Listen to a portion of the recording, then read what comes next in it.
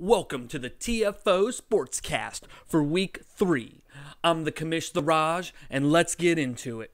Top 3 games of Week 3. Number 3, the Cleveland Steamers at the Dutch Ovens. The brothers Anderson, the rival of the bad-mouthed teams. Another epic encounter. But this one saw its share of broken bones as we saw Red Wings, Bonaire, and Drew Peacock all come down with the injury bug. How would these brothers fare when their best players are out? The Steamers had to look to backup quarterback Ida Fuchter, and with 2 minutes left in the third, touchdown city to Wilma Dickfit, giving the Steamers a 2-touchdown lead. The Dutch Ovens would fight back, however, as backup running back Magic Carpet runs in a touchdown to bring the game within 7. And now for the onside kick, which the Dutch Ovens recovered twice last week, but couldn't get this week. The Cleveland Steamers roll over them Dutch Ovens 21-14. Number 2, the Beer Gods versus the 8-Bit Brigade, Sunday Night Football.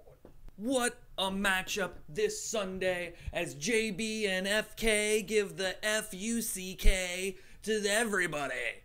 But whether it was F-bombs or beer bombs, this game had it all. And immediately you could hear the Beer Gods scream in glory because Le Fin du Monde returns the Dominator.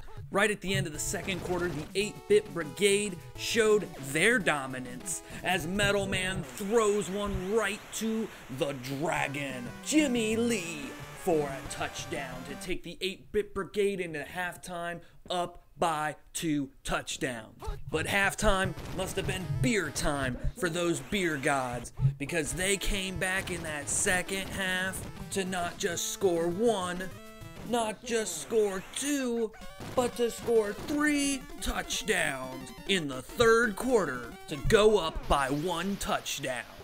Metal Man looking at the opposite side of the field to the Dragon, Billy Lee, twin brother of Jimmy Lee, and double Dragon touchdowns take the Brigade to a tied ball game. But the Beer Gods, they're not paid by the hour as the Dominator, Le Fin du Monde, gets into the end zone one more time to take the first victory for the Beer Gods this season. Heartbreak and disappointment for the Brigade and a lot of shots for JB. Dave laughs as the Beer Gods are victorious, 35-28. Number 1, Greek Legends versus the All-American Alcoholics, Thursday Night Football. Greek Legends, All-American Alcoholics, they don't like each other, they want to win, and what a match, what a game. Barry Sanders returns, Jack Daniels returning for the Alkies. But on the very first play, Barry Sanders goes down to an injury. Greek Legends held their breath. What was gonna happen? Well, luckily for the Legends, and unfortunately for the Alcoholics, Jim Beam goes down, leveling the field of sorts, as the Alkies are without their quarterback machine, and the Legends are without their running back machine. And really, it was just a crazy back and forth matchup, as at halftime, we were at 7-7. But Almighty Zeus looked to put it away with a beautiful pass to Apollo, and he looks like he could go the distance in field goal range, and he loses the football, and Bacardi scoops it up, and then them Alkies, they don't just give up. A huge bomb to the 50-yard line, and the Alkies can make something here. Backup quarterback Jameson moving, weaving, setting up the very long field goal. The kick, Cuerve has it, and it's no good. Overtime, Thursday Night Football overtime. and the Legends only needed one possession. As during the first drive, Achilles gets a direct snap, and he is directly in the end zone, bringing this amazing contest to a close. What a game, what a finish, TFO epicness. As the Greek Legends take down their rivals All-American Alkies 20-14. My do not miss game, it's the game, you know, the one you don't want to miss. And this time I'm going to take a little curveball here, folks, and I'm going to select Dextermuthafuckas against the Llama Nation. In week 1, we saw the Llama Nation go into Dextermuthafuckas and come out the champions. The plastic was laid down, threats of piss were had, and when it was all said and done, the only one pissed off was Dextermuthafuckas owner, Nick Dean. BJ Kirk and his Llama Nation laughed all the way to the bank, as now they are 2-1, while the Dextermuthafuckas are in the basement, 0-3. This matchup I gotta pick, because the Dextermuthafuckas, they're in a corner, man. They're like a rabid animal. They've been stabbed, they've been cut, but they're not dissected on the cutting board yet.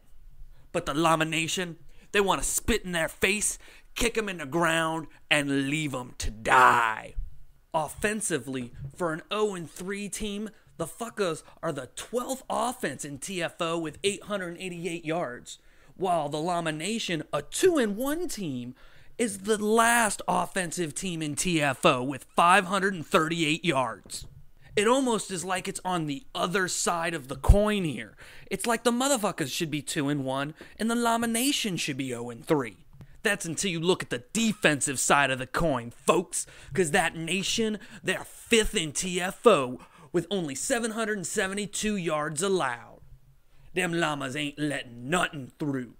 The motherfuckers are 11th in TFO with 813 yards. Their numbers are not concurrent with their record, folks. You got to understand, they've lost close games to really good TFO teams. I wouldn't fuck with these motherfuckers. So it's Dextermuthafuckas against the Llama Nation.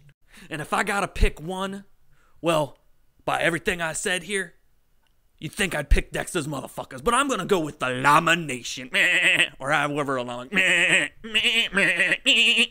pissed on them once. They're going to piss on them again.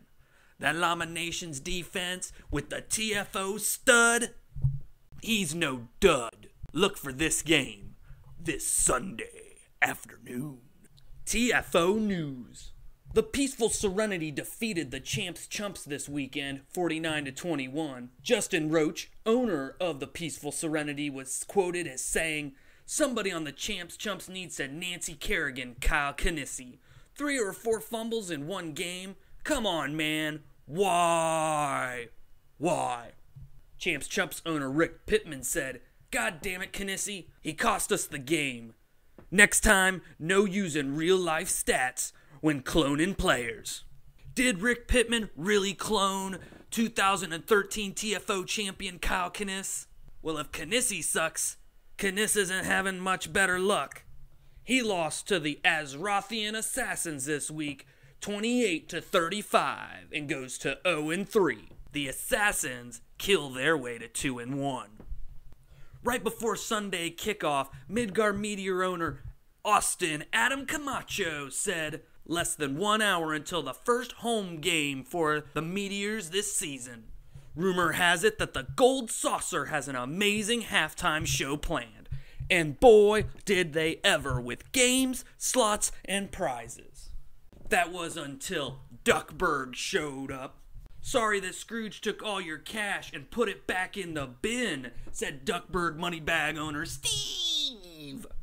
That's because the Duckburg Moneybags defeated the Midgard Meteors 28-24 and even put Red 13 on the shelf.